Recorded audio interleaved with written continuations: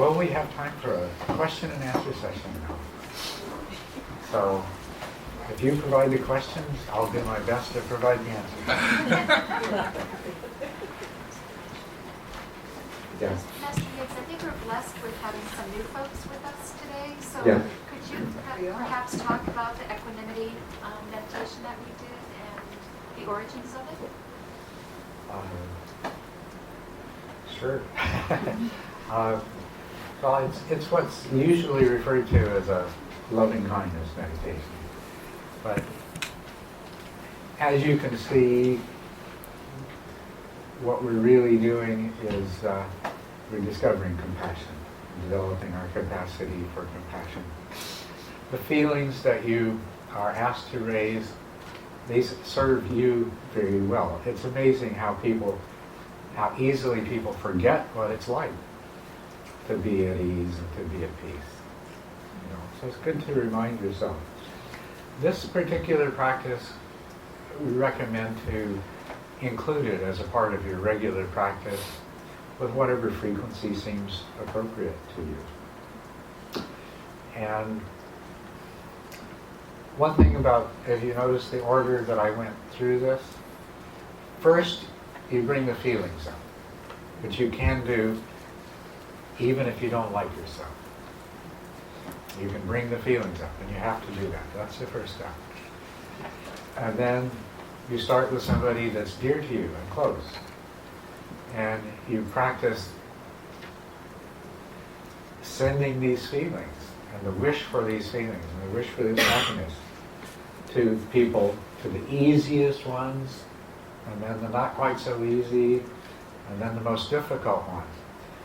You save the most difficult one of all for last. Yourself.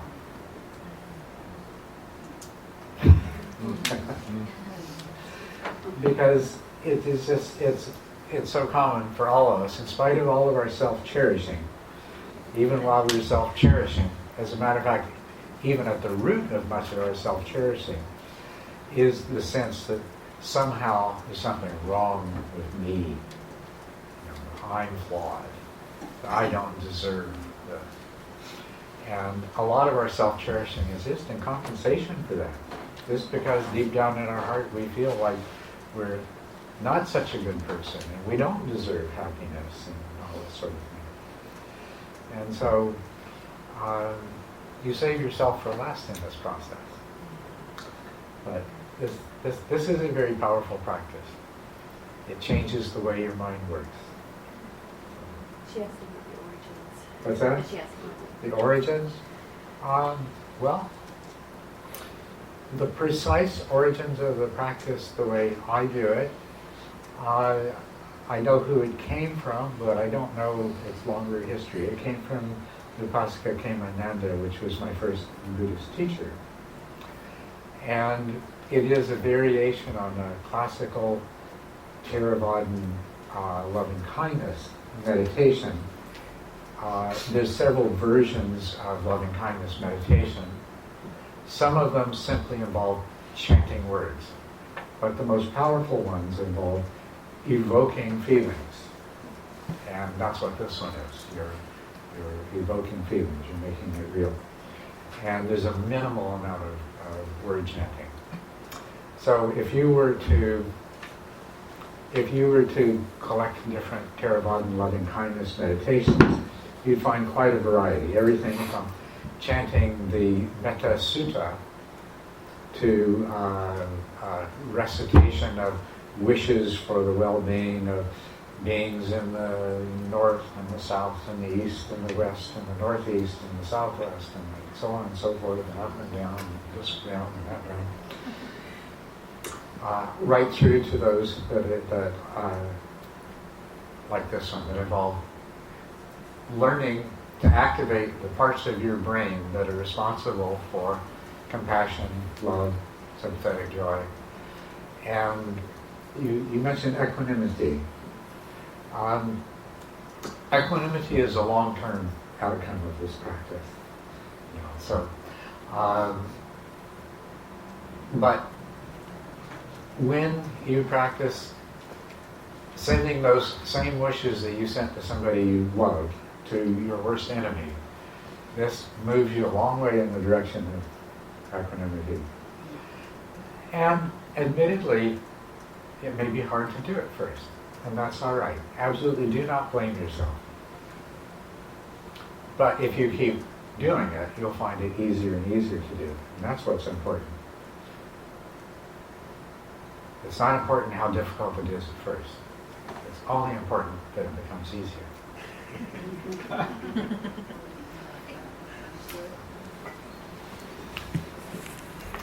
Yes. Yesterday you mentioned that peripheral awareness, if you don't have peripheral awareness up to, I think maybe you said stage 6, it can really be lethal. And so Karen and I have been talking about peripheral awareness, and I think we need some more clarification on it. Maybe if you just talked about it a little bit, and then we'd see if our questions are answered. If you don't mind. Yes, I'll review that. She asked me to talk about peripheral awareness a little more. And I know this is probably an aspect of practice that is not too familiar to most of you. So just to begin at the beginning, if you examine conscious awareness as it normally is, you'll find that yes, there's a focus of attention, but there's also a peripheral awareness. The two come together in greater or lesser proportions normally all the time. And it's very easy to take up a meditation practice, especially when it's given a label like concentration or something like that, and only concern yourself with the attention aspect, but not the peripheral awareness aspect. And doing so enormously amplifies the problems that you're going to encounter no matter what, no matter how skillfully you practice. When you begin, you're going to encounter dullness and you're going to encounter distraction. To the degree that you are unaware of the importance of peripheral awareness as a normal part of conscious awareness, you're going to be that much more vulnerable to dullness and distraction. When you become too closely focused on one thing, you lose peripheral awareness. You are very easily distracted, and you can very easily slip into dullness. You slip into dullness because essentially you've lost a lot of stimulation of the mind. Also because in terms of the conscious activity of the mind, you're not sustaining peripheral awareness. The energy level of the mind is going down, and it's going down rapidly. And as it loses energy, then peripheral awareness suffers even more. The degree of peripheral awareness that was there when you began diminishes. And it's like, if you imagine you have a spotlight with it's bright in the middle, and it's also got a large penumbra that illuminates things. You know what happens when you turn the current down to the light? It shrinks down, and the center point, all you got left is a little, not quite so bright center point. And the next thing you know, everything goes dark. And that's what you experience in meditation if you don't sustain peripheral awareness. Likewise, if you don't sustain peripheral awareness, you're more vulnerable to distraction. Because if we look at the contents of peripheral awareness, we might divide it up into the problematic contents and the beneficial contents. The problematic contents are things like sounds and other bodily sensations, thoughts, memories, things like that serve as distraction. The beneficial component of peripheral awareness is that to some degree it involves being aware of what you're doing and why you're doing it. And that's exactly what gets lost first when peripheral awareness begins to fade. So when you forget what you're doing and why you're doing it, it's so easy for any one of those distractions to come in and take you over. So, of course, you would say, yeah, but I thought we were supposed to be becoming single-pointed. Isn't that what this is all about? And there is a point where single-pointedness is appropriate. But if you practice in a way that is single-pointed or attempts to be single-pointed before you have developed the other mental skills that are necessary, it's never going to work. You're going to fall asleep, or you're going to find yourself, in Disneyland of the mind. So there's a place for single-pointedness, but you have to work up to it. In terms of the stages of meditation, the very first place, the very first time that you want to attempt to achieve single-pointedness is in the 6th stage, when you've already completely overcome subtle distraction and you've completely overcome subtle dullness, and you're in the process of overcoming subtle distraction. When overcoming subtle distraction equals becoming single-pointed. That happens in the 6th stage. To do that before only complicates the issue and makes it more difficult. The other thing with this issue of single-pointedness versus peripheral awareness is it's very easy to get the idea that the point of the practice is single-pointedness. It is only a means to an end. That's all. And it's only appropriate in a certain segment of the practice.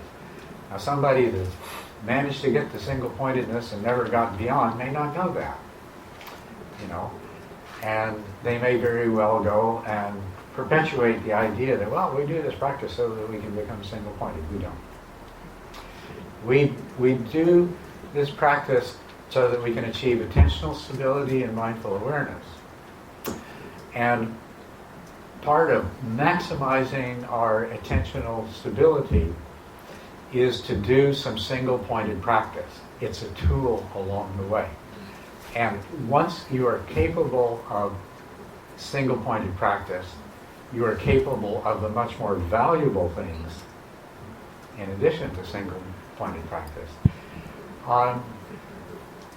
These include being able to follow anything that arises in your mind and follow it in specific ways.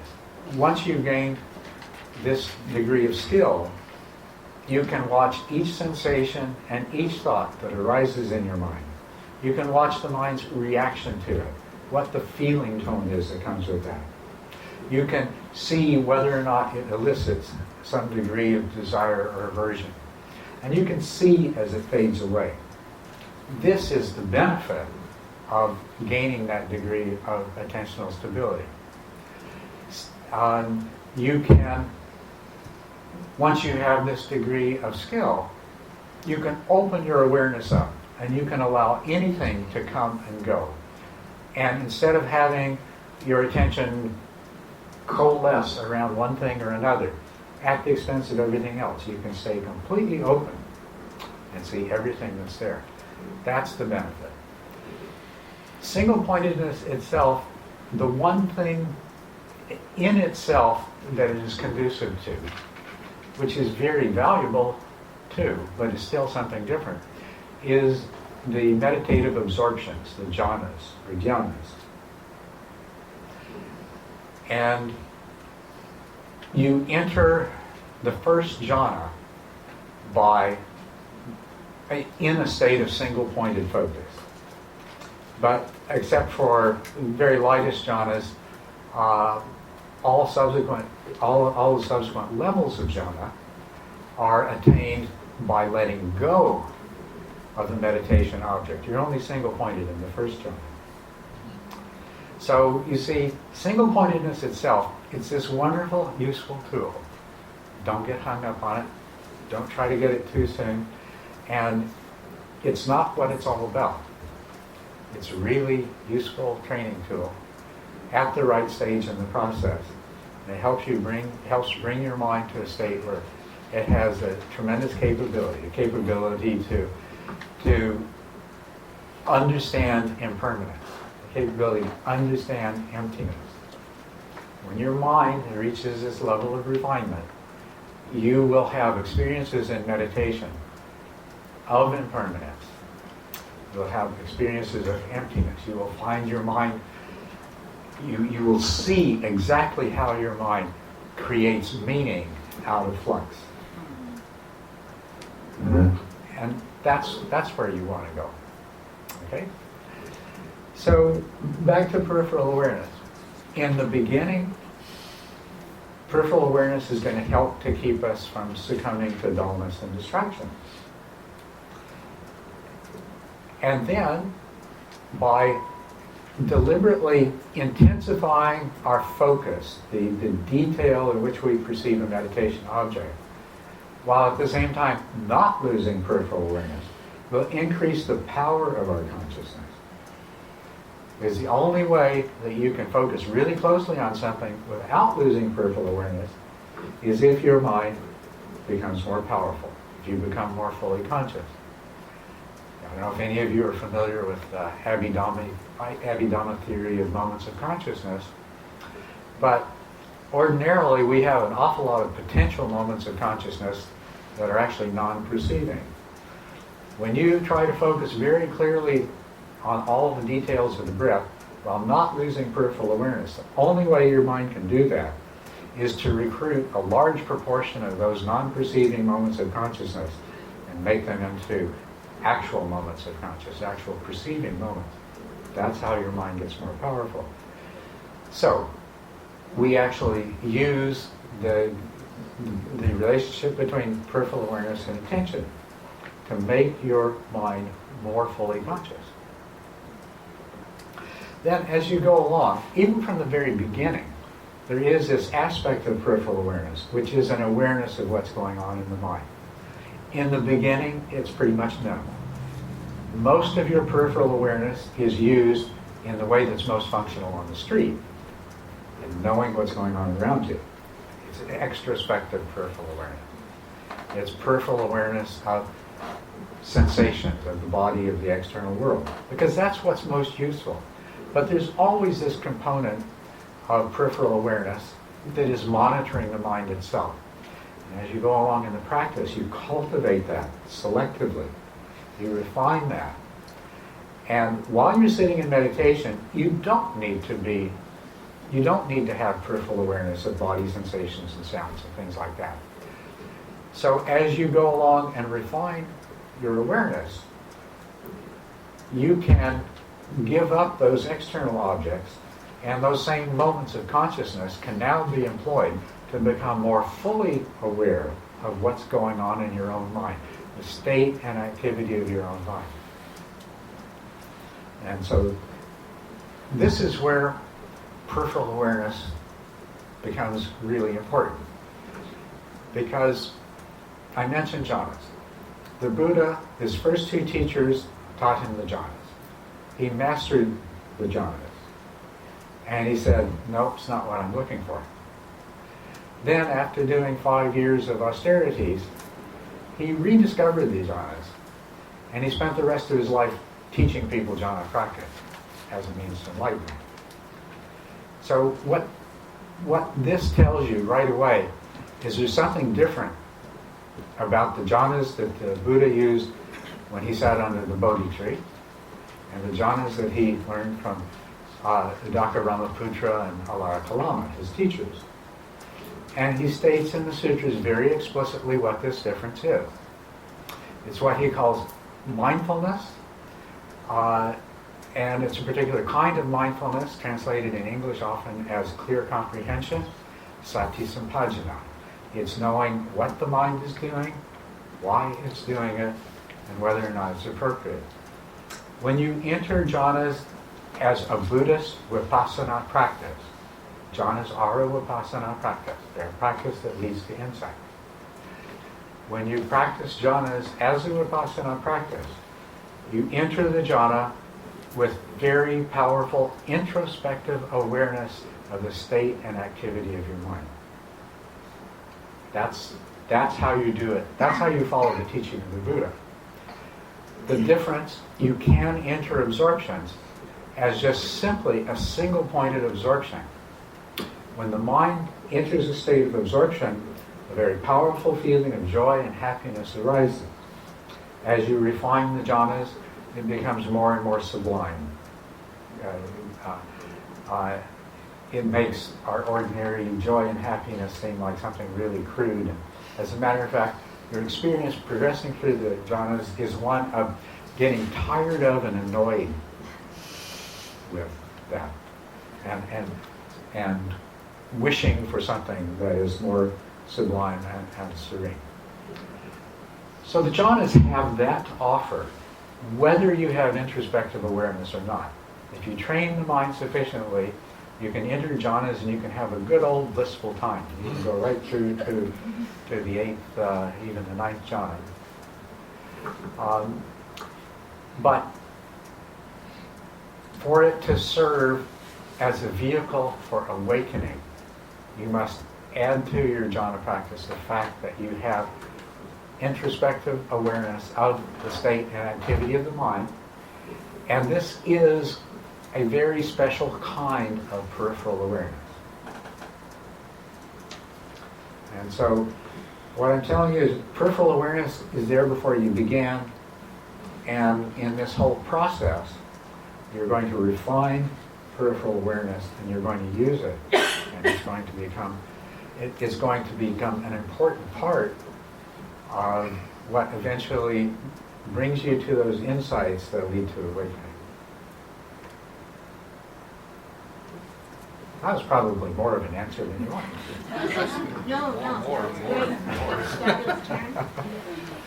It's kind of a follow-up. Last evening when I was meditating, I think I was getting dull, and someone coughed behind me. It jumped out of my skin. I think, so if I was more peripherally aware, I wouldn't have had that jolt response. That's absolutely true. Subtle dullness. One of the clues to subtle dullness is the startled reaction. If you're in meditation and a door slams, a dog barks, car horn honks, somebody coughs, and you go, you are in dullness. Because, and this is something that's actually been demonstrated in the laboratory, that people who are doing the kind of meditation that results in a very high energy level of mind, very alert and awake, in the experiments they did, hooked them up to EEGs, and they used something that made such a loud, sharp noise. It was like a pistol shot or something. It was really loud. But the guys that could do this, it had no effect. It was as if they knew it was coming.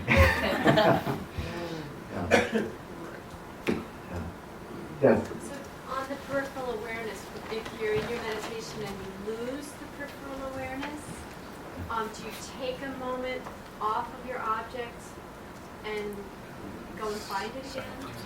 Yes, if you need to, definitely do that. It does, yes, that's absolutely. If you realize what you've done when that happened is you recognized you're in a state of dullness, and expanding your awareness and reestablishing peripheral awareness is going to help bring you out of the dullness, and then you can refocus on your meditation object. As you go along, it won't be so necessary to abandon the meditation object. You'll just reestablish peripheral awareness. Yeah.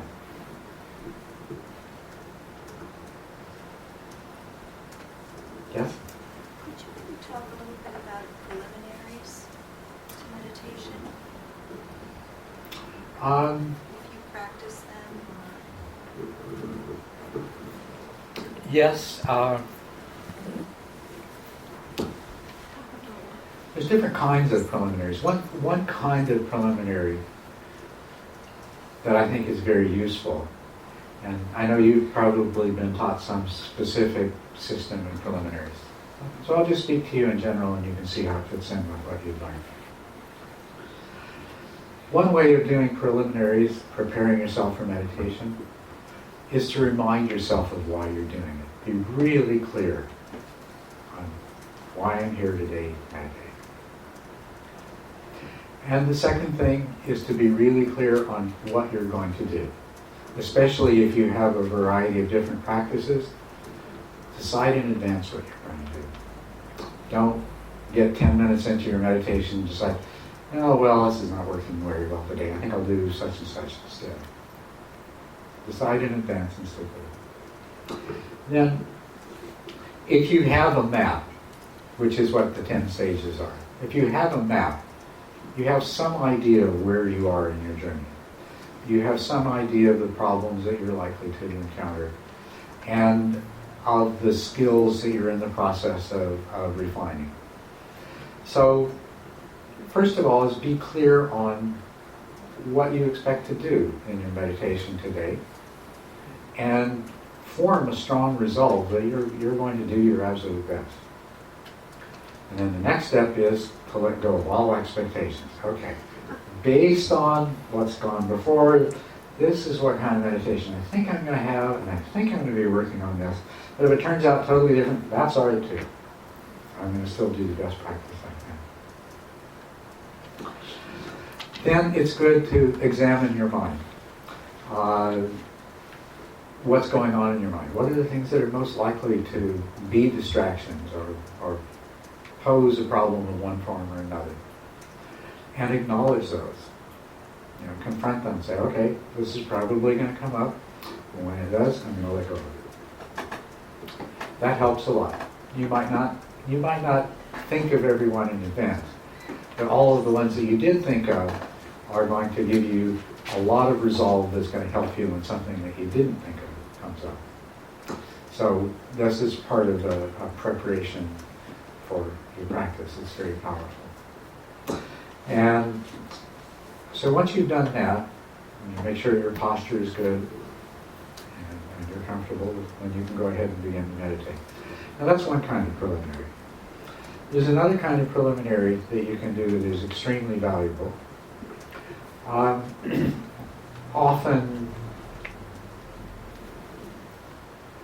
people, when they're just beginning to meditate, are not interested in doing this, but it involves generating a proper state of mind. You should enter your meditation in a joyful state of mind.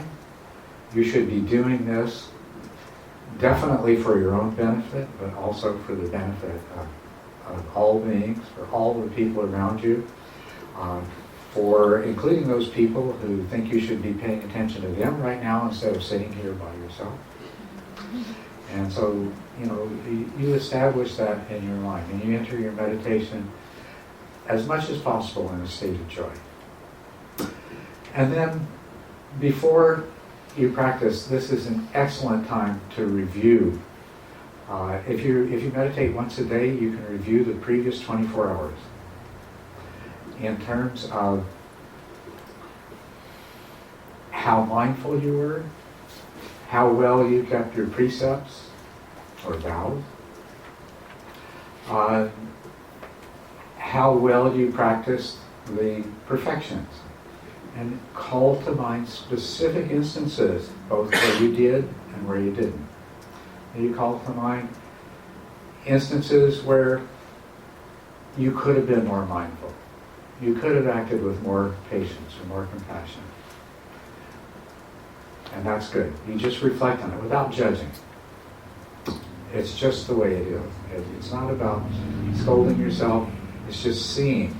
Because by seeing, you're planting a seed so that tomorrow if something similar happens, or if next month if something similar happens, because of this review, you're more likely to be mindful. You're more likely to respond more appropriately to whatever situation has come. Okay? But also, you need to make sure that you call to mind all of your successes, all of the times when you were mindful, more mindful than you have in the past, where you practiced generosity or patience or one of the virtues, where you remembered what you're on about. Because reviewing and recollecting those is going to positively reinforce the same process. That too is going to make it far more likely that tomorrow or next week or next month, when similar situations arise, you are mindful and you do what's appropriate. This process of reflection can and should be a part of your practice. If there are things that you've done in the last 24 hours that are sources of worry or remorse, then you need to examine those things. You need to, are you familiar with the 4 powers? Practice the 4 powers. You're going to resolve, no, I'm not going to do this anymore. I'll do my best not to do this anymore. I might, but I'm going to do my best not to. Right? And if there's anything that you can do to make reparations for what you've done, then you make that commitment that after your meditation is over with, you're going to do that. You're going to do your best to make things right. So you need to become relatively free from the agitation of the mind that comes from worry and remorse. I don't know if you're familiar with what's called the 5 hindrances, but the 4th of the 5 hindrances is agitation due to worry and remorse. What I just described is a very powerful way of dealing with that, purifying your mind of it. And it's absolutely essential. You'll reach a certain stage in your meditation where it doesn't go any further until you've taken care of those things. So the sooner you start working on that, the more successful your meditation is going to be. The other thing that you can attend to as a part of a preliminary to your meditation is any sources of ill will that you're harboring. Because it's also the case that there's a certain stage in your meditation where, to the extent that you still have ill will, aversion, annoyance, aggravation in your heart and your mind, it is going to interfere with further progress. And so if you make it as a regular part of your preliminaries to scan your mind for any evidence, it may be that you have some ill will that you didn't know about because nothing's triggered it for the last 2 years. But today, something happened. There was a phone call or whatever, and it reminded you of it, and you realize it's still there. This is the time to acknowledge it and begin the process of purifying yourself. Because that's the second of the 5 hindrances, is these kinds of negative thoughts and attitudes. And I mentioned the 5 hindrances. By the way, do you know the 5 hindrances? No, sort of. Okay. The 5 hindrances are worldly desire and ill will, aversion, negativity of any kind. It's usually, the short form is ill will, but it includes every sort of negativity. And that's what I was just talking about. Okay. Then the third is, I call it resistant procrastination, resistant, sometimes it's called sloth and torpor. Those are Christian words. Sometimes it's called laziness, things like that. But at its root, it is a resistance to practicing, or a resistance to some aspect of the practice. And so that's the third hindrance. The fourth is the agitation due to worry and remorse, which I mentioned. This comes from things that you've done. You're either worried about the consequences or you regret the consequences. And in either case, you haven't done anything about it. And it doesn't matter whether you are consciously aware of it or not. If you've been fiddling with your income taxes for the last 5 years, you may not have thought of it since last April. But that doesn't mean it's not affecting your mind today, because it is. And that would be an example of worry. What if they catch me? So the fourth hindrance is the agitation of the mind due to worry and remorse. The fifth hindrance is doubt, skeptical doubt, not healthy doubt, but skeptical doubt. These 5 hindrances oppose 5 specific meditation factors. And so, they line up with certain meditation factors. The meditation factors are directed, sustained attention, joy, happiness, and single-pointedness. Equanimity is another one. But these are opposed by these hindrances. Now, what opposes single-pointedness is worldly desire. What opposes pleasure and happiness as a meditation factor, not ordinary pleasure and happiness, but there is a stage in meditation where it's called pacification of the senses, physical pliancy, the body feels really good, a pleasant feeling. And then likewise, with mental pliancy, there is a feeling of happiness, of mental pleasure. So this pleasure, this mental and physical pleasure, which is a part of the meditation process, cannot arise if it is opposed by the hindrance of ill will. Instead of physical pleasure, he'll jerk and twitch, and you'll feel like you've got ants crawling on your skin, or cold breezes, or your hair will stand on end, and all kinds of things like that. And that's what's trying to arise is pleasure, but it can't, because it's being opposed by ill will. The agitation due to worry and remorse opposes the arising of joy, of meditative joy. And that is a very important part of the process. So if you're carrying around those sources of agitation, whether you're conscious of them or not, you're going to get to that place in your meditation and you're going to get stuck. So as preliminaries, the sooner you introduce a kind of preliminary that addresses these things, then the better prepared you're going to be when you get to those stages of meditation. But as I say, a lot of people, I just came to learn to meditate. I don't need to do that other stuff. And that's fine. There will come a time when you're ready, and your teacher should at least, they'll say to you, well, I think you better start working on these things, because you're getting in your way.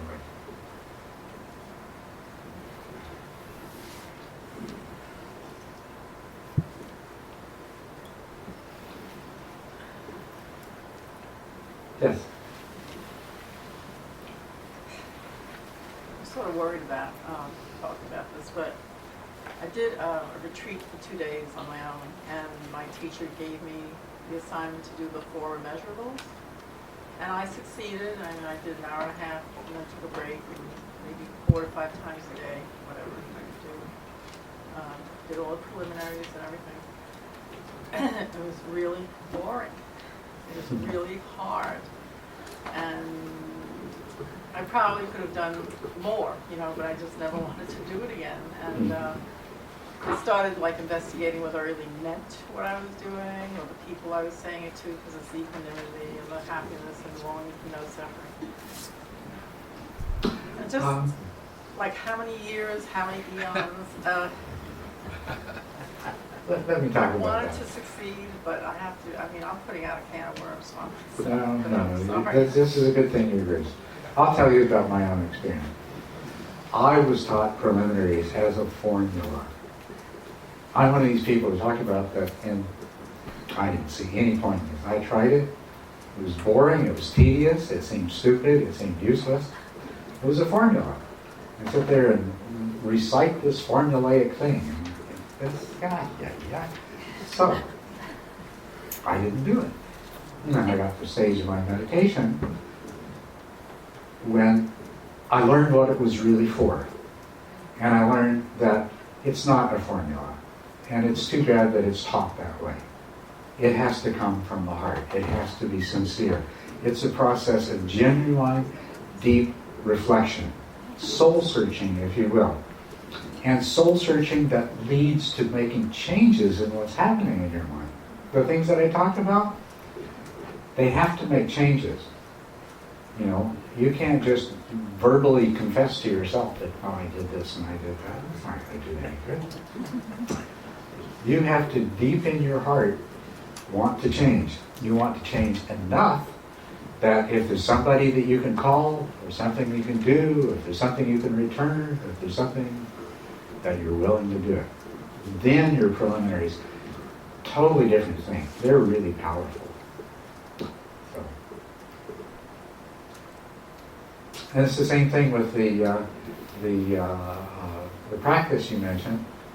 The Brahma Viharas is what they're called, and you call them the four immeasurables. But very often, way too often, you will be taught those practice as a formula, as a boring, tedious recitation. And that's not really what it's about. You know? So if you get to the heart of what it is, you'll find it's both the preliminaries and the practice of the immeasurables are something much, much more powerful, meaningful, actually much easier to do. I hope that helps. Yes? So is it much more powerful if you just stop beating yourself up? Yeah, that actually, you know, that's almost the very first thing you should do, is stop beating yourself up. Yeah. Because the more you beat yourself up, the more you're reinforcing the sources of the problem. It's to change yourself or to change the world, either one. The first step is to accept the way it is. You have to accept the way it is before you are sufficiently empowered to really make changes. And so quit beating yourself up.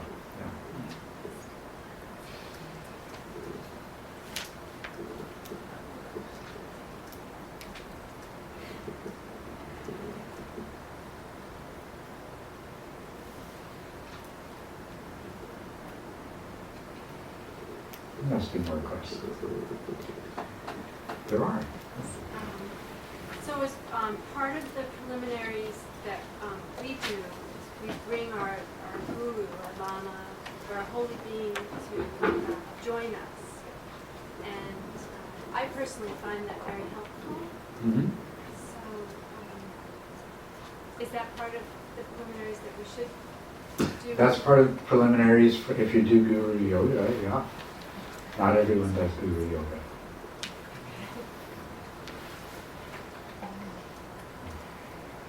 Yes? So what are your feelings about guru yoga?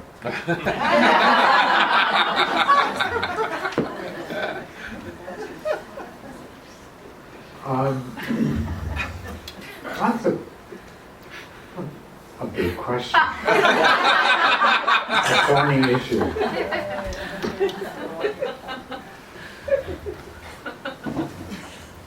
I've never practiced it and I've never missed it.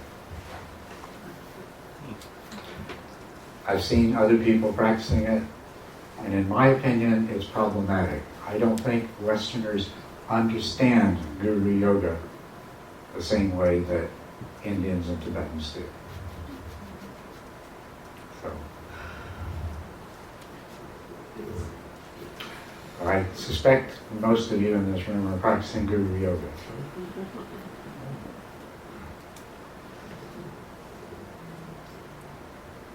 May it serve you well. Yes? I think that Westerners probably can practice guru yoga. They just have to replace whatever it is that they're using right now. What they should. Yeah. There are, I think, you know, we really do come from very different cultures. And that's where the problem is. So to practice a kind of yoga that is based on a very different cultural attitude, to do that effectively, there needs to be needs to be kind of a fundamental shift in the way you look at things. You know, I talking the other day to somebody yesterday, I guess, that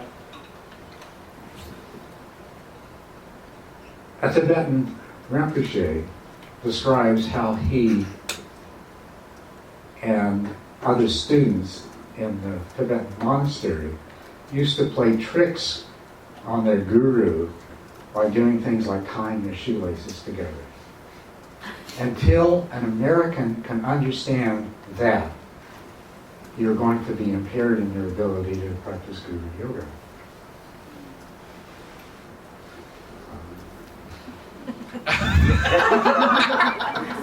Can you take that a little further? I'm getting out of my field here. You know, I'm a specialist. As I say, I've never practiced Guru Yoga. So, yeah. I was just going to ask to take it further. Do you, my observation was that it's a more flexible relationship than we might think. Exactly. Much Okay. more flexible. And much more realistic. I think the tendency of North Americans is to see Guru Yoga in much more unrealistic terms than it's intended. I'll talk about something that's completely different, but it may give you an idea of these kinds of cultural differences. In Burma, people tend to be really relaxed. I don't know, it's a hot country, I guess. Whatever the reason. The culture there is one that nobody does more than they have to. You just simply don't exert yourself more than you absolutely have to. And it's universal. It's the attitude. Only a fool would exert themselves more than they have to. You assess the situation and you do what you've got to do, and enough's enough. So in a Burmese monastery, the teachers are always admonishing the monks and the lay people that come to practice to work harder and to try harder and to be more diligent. But then, in the 60s and 70s, they had a bunch of Americans that went to Burma and went into these monasteries. And they would say, work harder and try harder and strive more diligently. And these people started having nervous breakdowns. Because in our culture, it's different. They were already willing to probably work harder than most of the Burmese monks. And so they didn't need somebody saying. So it's those kinds of differences. So it's a completely different thing. But it illustrates cultural differences, attitudinal differences, that sometimes, taking something from another culture, it doesn't fit quite the way we would hope that it would.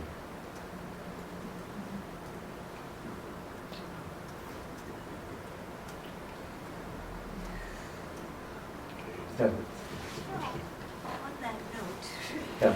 I was wondering about, do you feel the importance of a teacher? I mean, in Guru Yoga, we have practices that most people know about here, but then there's the importance of taking yourself to a teacher. Of taking, Yourself to a teacher. yeah. And I'd just like to hear what your thoughts are. As possibly different than Guru Yoga, or if it is different.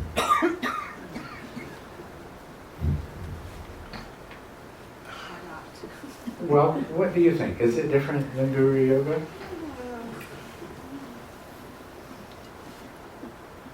Well, you could be taught in a way that's instructional but isn't necessarily Guru Yoga. Mm-hmm. Does that make sense? If you wanted to learn calligraphy, you'd probably look for a teacher, right? What kind of teacher would you look for? Skilled calligrapher. What's that? A very skilled calligrapher. Yeah, somebody who is skilled in calligraphy. And if there happens to be 4 calligraphy teachers in your town, what criteria would you use to decide which one that you would follow as a teacher? You'd look at their calligraphy, Yeah. sure, but they probably all look pretty good to you because you're not a calligrapher. So that might help, might rule out one of the four or something. I don't like this style. But what other things would you look for? Well, would you feel comfortable working with them day by day? Yeah, right. You'd probably go and talk to them. Yeah. Talk to them all and see how you felt. What else? What if they had other students? Oh, you check out their other students and see. Talk to the other students. And maybe look at the students' calligraphy, right? Yeah. As a matter of fact, that's probably more valuable than how well you feel you get along. Look at the other students' calligraphy. Because that's going to give you a better idea of what you're going to get. So, there's not a mystery in this. Apart from Guru Yoga, you want the best teacher you can find, you want somebody you can work with and feel comfortable, because no matter how good they are, if the two of you don't match up, you're not going to benefit. But you want a teacher that knows how to teach. And they have to have something to teach, they have to be master of what it is they're teaching, but they also have the ability to successfully transmit that to someone else. And so all of these things are factors.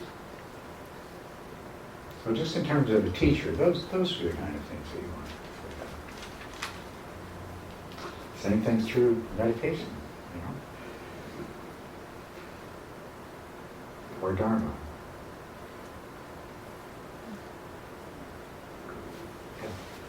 You talked about the breath as your preferred meditation focus because it's spontaneously arising. It's a spontaneously arising phenomenon. But so are my thoughts. So, or at least they seem so. So why the breath? Your thoughts are mental fabrications. In the beginning, your breath might be a mental fabrication too. But eventually it will cease being a mental fabrication, and you'll be dealing with present moment reality in its natural form. That's one reason. Another reason is that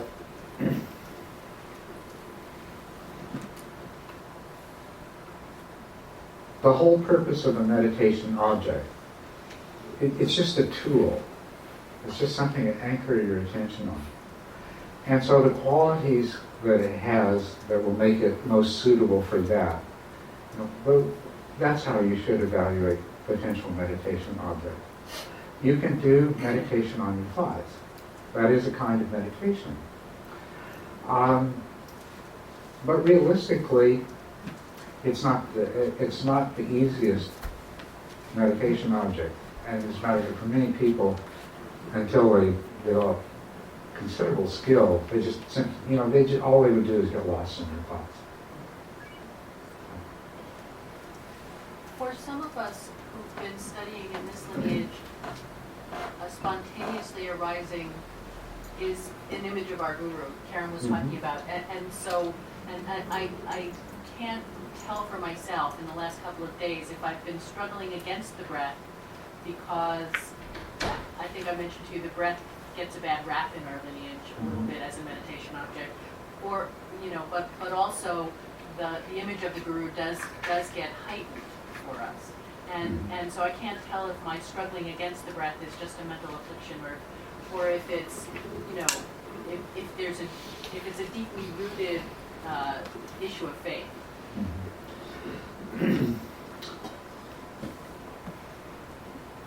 It's most likely just a habit of mind. You're used to one thing and switching to something different, especially if you've been told things.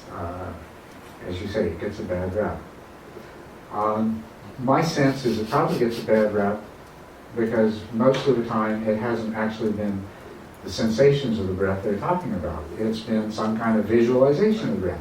Well, if you're going to visualize something, yeah, you're better off visualizing a sacred image than you are visualizing the breath. I agree with that totally. But then that's not a fair comparison. The sensations of the breath are something completely different than a visualization of the breath. And the benefits and attributes they offer are different. I think mostly what you're experiencing is a combination of being used to visualization of an object and some hesitation and worry because you've been told things. Now, comparing these two, if you're just beginning to meditate, you're going to, there is a real advantage to using the breath. You're going to, you have one whole thing that you don't need to master at this early stage, which is the generating of the visualization. You can get right to the nitty-gritty of cultivating mindful awareness and attentional stability. That's the advantage. Once you have achieved a certain degree of that, if you wanted to switch to a visualization of an image, it's going to be a piece of cake because your mind's already been trained. So if you were just beginning, I would really recommend you use the breath. If you've already been visualizing an image for 5 years, and you can do so successfully, hey, no problem. Use a visualized image. You've already done all of that work. There are still some advantages of the breath sensations over a visualized image. When you get to the 6th and the 7th stage, or the 5th and the 6th stages particularly, there are techniques you can use with the breath that you just can't use with a visualized image. But there are other ways to master those stages. So, ultimately, almost anything can serve as a meditation object. But some things have certain advantages, and sometimes those advantages and disadvantages are on an entirely individual level. Yeah. Yeah. My first introduction to meditation was, practicing Vipassana in a center, and and then later coming to this tradition and lineage, and I'm listening to some of the questions and it is interesting. I'm not sure I really have a handle completely that I can express in a comprehensible way. But a couple things. One is, earlier when you said about Guru Yoga not working in the West, I was raised a Catholic. And I studied here for some time and then went back to, church services with family members. And between reading the gospel and listening to the priest give a homily, I'm like, oh my God, they're teaching karma and emptiness. And it was right there. And then I reflected more on, in particular, my mother and my grandmother and their special devotion to the Blessed Mother and the saints. And reflecting further, what I realized is if I hadn't had the experience of being a student of the Vipassana, tradition, and learning how to, cultivate stillness and try to master my mind a little bit, I may not have been able to get to the point where I could sit and do some of the meditations that I've been taught here that in some respects are maybe more like prayer than meditation, certain kinds. But not to suggest that I was ever an advanced student of Vipassana, but I think what I did need and I found here was a very explicit moral focus or ethical focus. And so that my mind, that I need to focus on the breath. I still focus on the breath to quiet my mind and prepare myself for meditations that I do in this tradition. But having a virtuous object has served me well. But the other piece about the Guru Yoga that I think does work for people in this part of the world. I didn't say it didn't work. I said it was problematic. I can see why it's problematic. I think it's problematic if people aren't studying with teachers able to transmit effectively or provide the opportunity to understand karma and emptiness, number one. Like, where's that teacher coming from? But just seeing how my mother, my grandmother, and others would use these spiritual guides, okay, to help them, and see how the availability, having, seeing that all that's available to you, to then, bring that forth and change the world that you see. But I do think it's tricky. It's like, on the one hand, based on what I've received this weekend and what I've received for years coming here, is that I really need to do a variety of meditation practices. And it's almost like the Vipassana is a technique. And a lot of the other meditations that we do are more almost like prayer and exploration and analyzing. Yes, you do a lot of analytical meditations, right. You are not the first to notice the similarities between Catholicism and Tibetan Buddhism.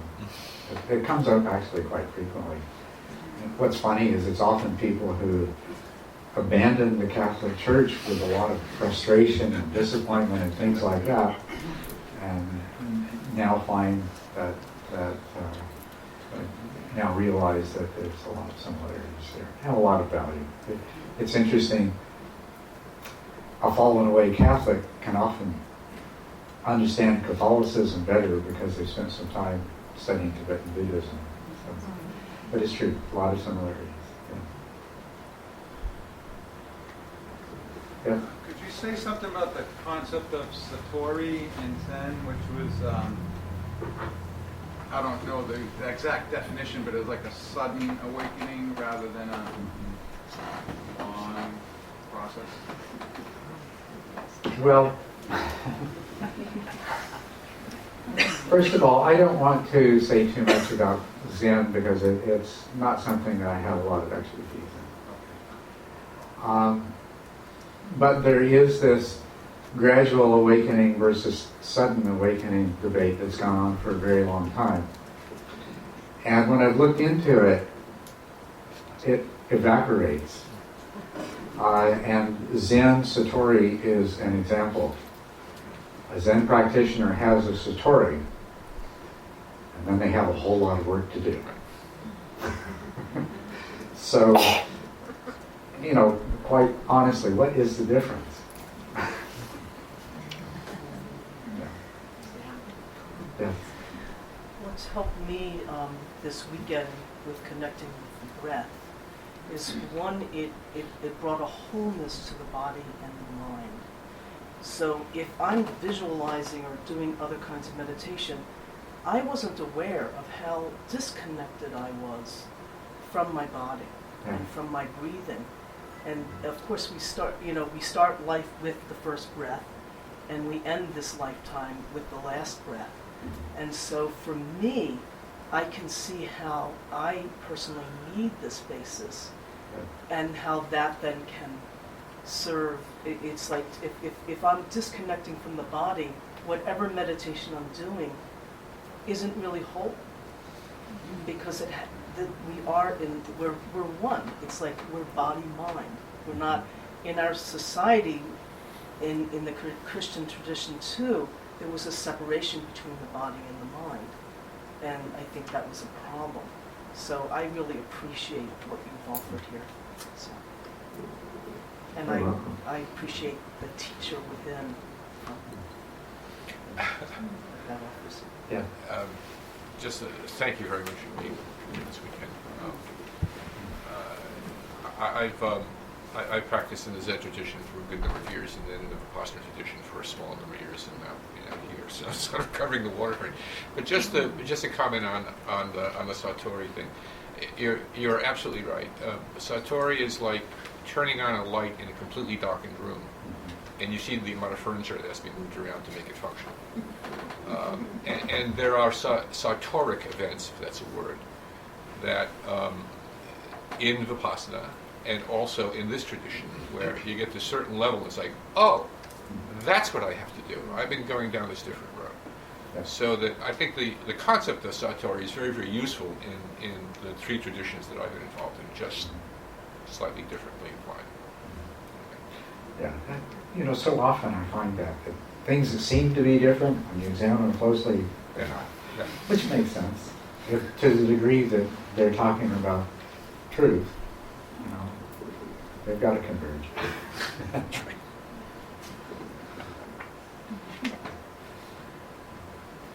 Well, we're 10 minutes past the official stopping time, so look forward to seeing you this evening if you can come back, and we'll continue this discussion. Thank you.